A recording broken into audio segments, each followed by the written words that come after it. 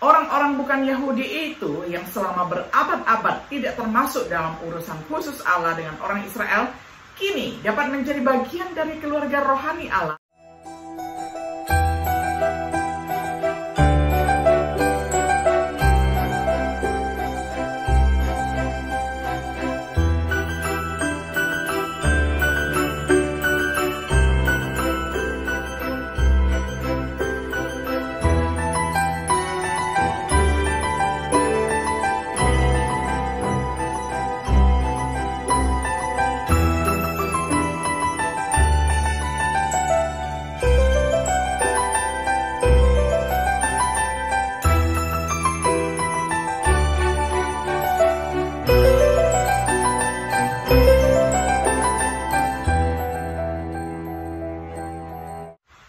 Shalom, sahabat Biblika yang dikasihi oleh Tuhan. Senang sekali hari ini kita dapat berjumpa kembali di dalam acara Refleksi Sahabat Biblika. Pada hari ini kita tiba pada episode yang ke-10 di dalam serial pembahasan kitab Efesus dengan tema Terungkapnya Misteri. Kita akan membaca firman Tuhan dari Efesus pasal 3 ayat 1 hingga ayatnya yang ke-13. Saya akan bacakan untuk kita semuanya di dalam terjemahan sederhana Indonesia. Saya, Paulus, sekarang sedang dipenjara karena pelayanan bagi Kristus Yesus. Khususnya yang saya kerjakan untuk kalian orang yang bukan Yahudi. Kalian pasti sudah mendengar bahwa Allah menganugerahkan tugas itu kepada saya untuk menolong kalian. Dan kepada saya juga dinyatakan rahasia rencana Allah yang sudah saya tuliskan secara singkat di awal surat ini. Dengan membacanya, kalian bisa mengerti apa yang saya pahami tentang rencana yang dulu dirahasiakan Allah dari manusia, yaitu rahasia tentang Kristus. Dahulu Allah tidak pernah memberitahukannya kepada generasi-generasi sebelum kita. Tetapi sekarang, melalui Roh-Nya, Allah sudah menyatakan rahasia itu melalui utusan-utusan yang Dia sucikan, yaitu para rasul dan orang-orang yang menerima kemampuan untuk menyampaikan pesan dari Roh Allah. Dan inilah rahasia itu. Semua orang yang percaya kepada kabar baik tentang Kristus Yesus akan sama-sama mewarisi kerajaan Allah, baik orang Yahudi maupun bukan. Keduanya ibarat anggota dalam satu tubuh dan bersama-sama menerima semua janji Allah kepada umatnya. Oleh karena kuasa dan kebaikan hati Allah, saya sudah menjadi hambanya yang ditugaskan untuk memberitakan kabar baik itu. Bagi saya, tugas ini benar-benar suatu kehormatan besar. Sebab di antara umat yang sudah disucikan Allah, sayalah orang yang paling hina. Allah memberikan kepercayaan ini hanya karena kebaikan hatinya. Saya ditugaskan untuk memberitakan kepada orang bukan Yahudi tentang berkat-berkat rohani yang kita terima secara berlimpah melalui Kristus. Kekayaan berkatnya itu terlalu luar biasa untuk dijelaskan dengan kata-kata. Dan saya dipilih untuk menyatakan kepada semua orang tentang rencana itu. Rencana yang sudah berabad-abad tersembunyi dalam hati Allah yang menciptakan segala sesuatu melalui Kristus Yesus. Sekarang Allah sudah menyatukan kita semua menjadi jemaatnya. Melalui kesatuan kita ini, Dia bermaksud menunjukkan hikmat-Nya yang berlimpah kepada semua penguasa di segala tingkat surga dan langit. Itulah tujuan dan rencananya sejak semula yang sudah Dia selesaikan melalui Kristus Yesus, penguasa kita. Saudara-saudari, ingatlah bahwa kita yang percaya penuh kepada Kristus sudah bersatu dengan Dia, maka kita merasa bebas dan mempunyai keberanian untuk berdoa kepada Allah. Karena itu, saya minta supaya kalian jangan kecewa dan putus asa mendengar apa yang saya alami di penjara. Sebaliknya, banggalah karena penderitaan saya ini adalah demi kepentingan kalian. Sampai demikian jauh pembacaan firman Tuhan dari Efesus 3 ayat pertama hingga ayat yang ke-13. Sahabat Biblika yang dikasihi oleh Tuhan, di paruh terakhir bab kedua, Paulus menjelaskan tentang bagaimana orang kafir menjadi ahli waris, di mana mereka yang dulu jauh sekarang didekatkan oleh darah Kristus. sebagai hasil karya Kristus di kayu salib. Orang-orang bukan Yahudi sekarang dapat menjadi satu tubuh dengan orang-orang Yahudi di dalam Kristus. Dan karya itu dapat menjadi rekan warga dengan orang-orang kudus, anggota rumah tangga Allah, sebuah bait suci di dalam Tuhan, tempat kediaman Allah di dalam roh. Ketika kita membandingkannya di dalam Efesus 3 ayat 1 dengan Efesus 3 ayat 14, menjadi jelas dalam ayat 1 bahwa Paulus akan mengungkapkan doa atas nama jemaat Efesus.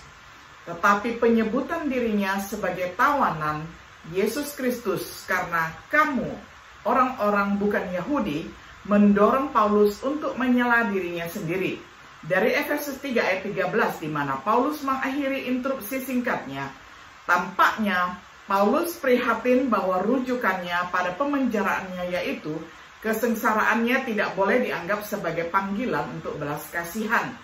Karena Paulus menganggap bahwa semua yang dia tanggung demi orang-orang bukan Yahudi, termasuk pemenjaraannya yang sekarang di Roma, hanya sebagai bagian dari kasih karunia Allah yang luar biasa yang telah ditunjukkan kepadanya, yang lebih kecil dari semua orang kudus.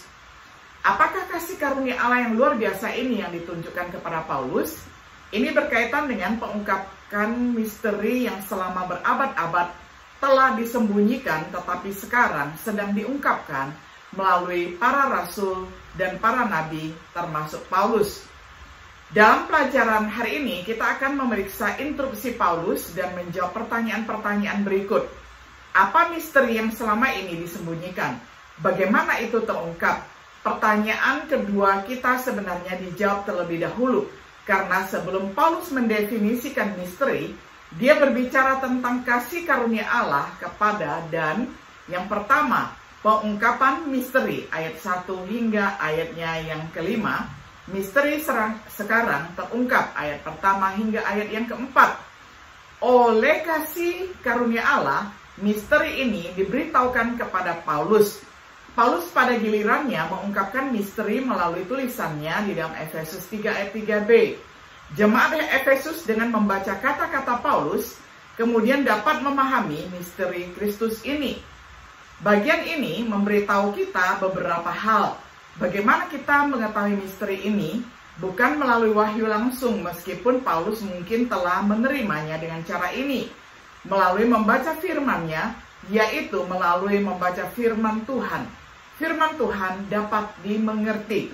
Beberapa orang mengatakan tidak atau terlalu sulit untuk dipahami. Tetapi jelas Paulus bermaksud agar orang-orang memahami pengetahuannya dalam misteri Kristus. Masalah yang dimiliki beberapa orang adalah bahwa mereka salah memahami penggunaan istilah misteri oleh Paulus dan berpikir bahwa Alkitab masih merupakan misteri. Tetapi perhatikan, disebut misteri karena sekali tersembunyi. Penting untuk menghargai fakta ini. Misteri ini disebut demikian bukan karena tetap menjadi misteri, tetapi karena itulah yang terjadi begitu lama di masa lalu. Sama seperti novel-novel tertentu yang masih disebut misteri. Meskipun kita mungkin telah membacanya dan mengetahui akhir ceritanya, kita masih menyebut novel-novel itu sebagai misteri. Demikian pula dengan misteri Kristus. Disebut demikian karena sudah begitu lama, meskipun sekarang kita tahu akhir atau apa yang telah menjadi rahasia. Itulah yang terjadi di sini. Pertimbangkan bagian-bagian ini menurut penyingkapan misteri yang dirahasiakan sejak dunia dimulai, tetapi sekarang telah dinyatakan. Roma 16 ayat 25-26. Tuhan memberitahukan kepada kita misteri kehendaknya, Efesus 1 ayat 9. Yang di zaman lain tidak diumumkan seperti yang telah diungkapkan di dalam Efesus 3 ayat 5. Misteri yang selama ini tersembunyi dari zaman ke zaman dan dari generasi ke generasi, tetapi sekarang telah diungkapkan kepada orang-orang kudusnya. Korintus 1 ayat 26-27. Jadi kita tahu bahwa misteri ini sekarang telah terungkap. Tetapi apa sebenarnya misteri itu? Paulus menjelaskannya sebelum dalam surat ini, tetapi sekarang ia merangkum. Yang kedua, kita lihat misteri terungkap dijelaskan di dalam ayat 6 sampai ayat yang ke-12. Itu melibatkan orang kafir di dalam ayat yang ke-6, yaitu mereka yang kita lihat di pasal 2 yang pada suatu waktu adalah orang asing dari bangsa Israel, orang asing dari perjanjian janji, tidak memiliki harapan dan tanpa Allah di dunia. Misteri yang sekarang terungkap adalah bahwa orang-orang bukan Yahudi ini dapat menjadi sesama ahli waris dari tubuh yang sama, mengambil bagian dari janji Allah di dalam Kristus. Inilah yang Paulus tulis di dalam Efesus 2 ayat 11 hingga ayat 22. Dan yang dia rujuk di dalam Efesus 3 ayat 3b sampai 4a. Orang-orang bukan Yahudi itu yang selama berabad-abad tidak termasuk dalam urusan khusus Allah dengan orang Israel, kini dapat menjadi bagian dari keluarga rohani Allah dan pewaris berkat-berkat indah yang Allah sediakan melalui Yesus Kristus. Sebagai rasul bagi bangsa-bangsa lain, tugas Paulus adalah ayat 7-12 untuk memberitakan di antara orang-orang bukan Yahudi kekayaan Kristus yang tidak terduga. Efesus 3 ayat 7-8. Hal ini dilakukan Paulus bahkan dalam surat seperti ini kepada jemaat di Efesus, seperti yang kita lihat di Efesus 1 ayat 3-14. Untuk membuat semua orang melihat apa itu persekutuan misteri, sekali lagi Paulus menggunakan surat-surat seperti Efesus dan juga Kolose, seperti yang kita lihat di dalam Efesus 2 ayat 11-22, supaya sekarang banyak hikmat Allah dapat diketahui. Efesus 3 ayat 10-12. Di sini Paulus memperluas pikirannya, hikmat Allah ini sedang diumumkan oleh gereja.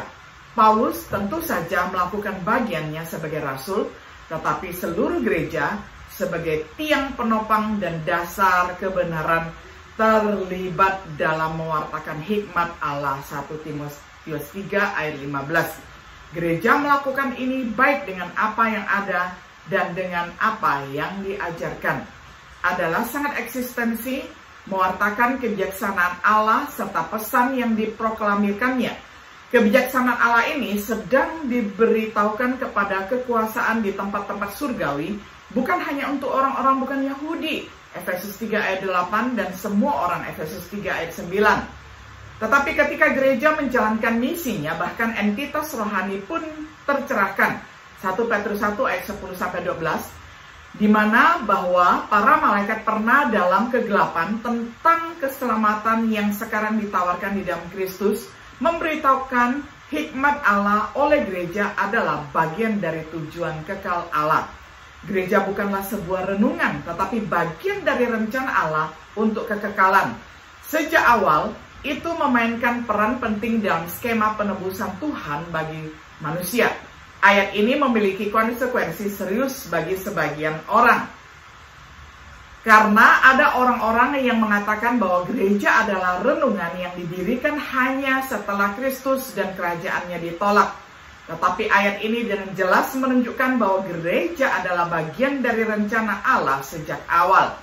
Sebagai kesimpulan, mengetahui bahwa pekerjaannya sebagai rasul dan pekerjaan gereja adalah bagian dari tujuan kekal Allah yang dilaksanakan di dalam Kristus Yesus, Paulus memiliki keberanian dan keyakinan yang besar untuk terus mengakses Allah, Efesus 3 ayat 12.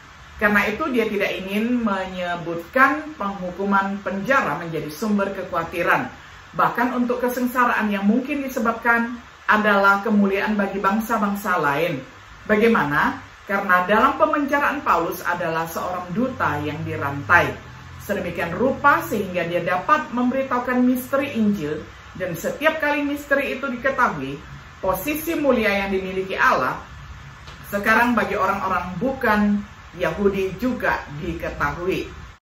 Kita juga harus memiliki keberanian dan akses dengan meyakinkan melalui iman kepadanya.